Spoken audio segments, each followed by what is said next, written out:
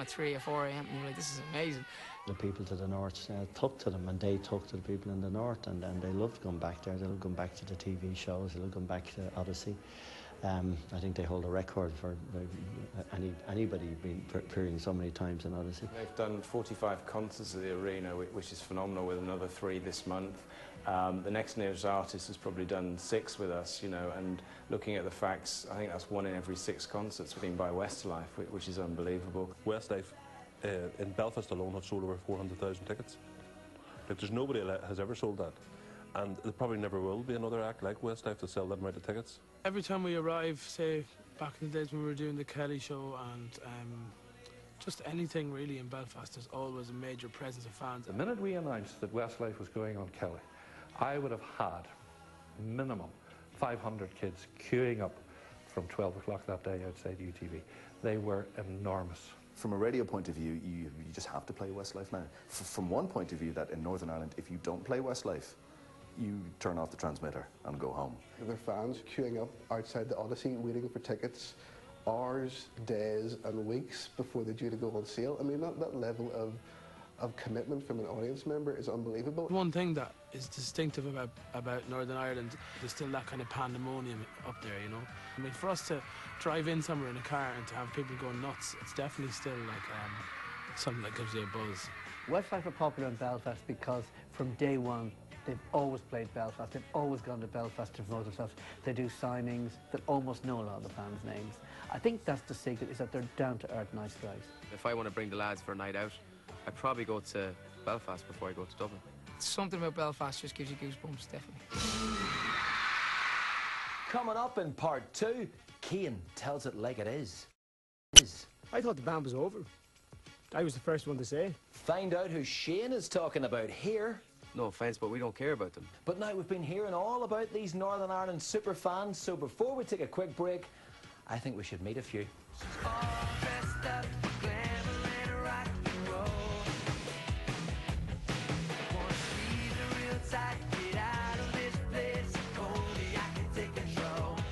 Westlife 7 times. I've seen Westlife 7 times every year they've been in Belfast. I've been there every year, 2001. I haven't missed a tour. I've seen Westlife 8 or 9 times. I've seen them 32 times in the Odyssey. Absolutely amazing. They're the best band ever. I just love them. Yeah, my favourite Westlife member is Nikki because I just love him, as you can see. Cian Egan. It's just so gorgeous. I love him so much. This is where I met Nikki last year. I've like met Nicky loads. See, every time he comes out and he does that wee smack. Oh my God.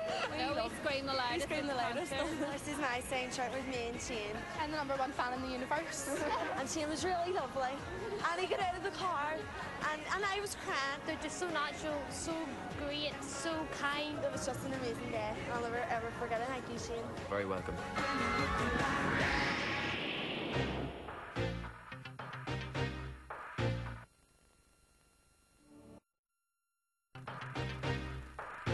Welcome back. So, Westlife are making records, breaking records. They're enjoying #1 after #1, selling out tours everywhere. In fact, life in Westlife is perfect, right?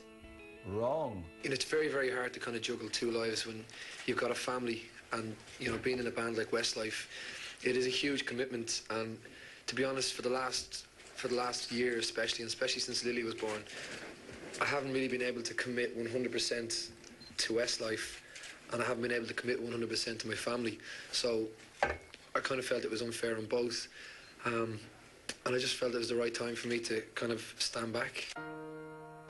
When Brian left, it was a very big shock to us. You know, when he came in and told us that night, we actually thought we were being punked. But he said, no, I'm not punking you lads. It's what I want to do.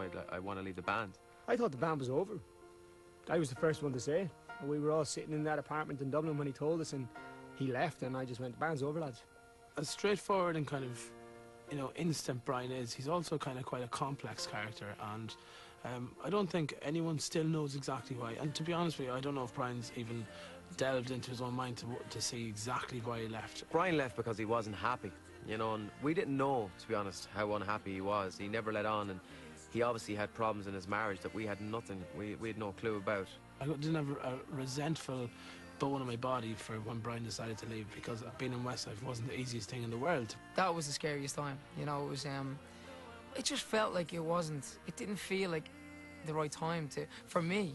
And I knew from the other three guys, excluding Brian, that I didn't, you know, this wasn't supposed to be. We hadn't planned it like this. We hadn't, you know, we talked about years, including Brian. We talked about the next step and the next step. For about 3 or 4 seconds, I thought, oops, Brian's gone, what are we going to do? And then I thought, no, we're going to keep this band together. That was it. We were a four-piece, and it was either pull our socks up or keep them down and go home. We'd like to start off by thanking you, Brian. We did that big press conference where he left, which we should have never done. I cried, which I should have never done. The last 5 days have been a huge strain on all of us, and only us 5 in Louis will ever understand that. I was at the press conference, and Cian did this kind of iconic moment in Westlife's history now where he stood up and he read out this letter to Brian, a personal message to Brian about how he felt. I couldn't help but think, you know, those aren't necessarily tears for how much you'll miss Brian, which I know they were genuine tears in that respect, but I think that was more for, they were worried for themselves. Westlife were worried about their future. They were scared. They were tears of fear. I think we glorified him too much when he left the band, you know. He left the band because he didn't want to be a member of Westlife, and we respect him for that. He did what he had to do for him, but we shouldn't have glorified him on it. We wish you, Kerry, Molly and Lily all the very best in your career and family life in the future. And for one last time, Brian, from the bottom of our hearts, we love you. I wonder how, I wonder why, I wonder where they are. The days we had, the songs we sang together.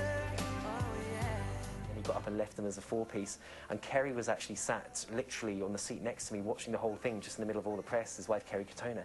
She turned around to me and says, I hope to God he's not making the wrong decision here. And I thought that was a very telling moment, that maybe even Brian didn't know exactly what he was doing. It must have been really difficult for them to lose a key member, because Brian was the cute one or the funny one, and I think Westlife were at a critical position at that moment. That's the good thing with having a five-piece. If one leaves, you can still keep it together as four. Brian was great, yeah, we miss him, but the band goes on.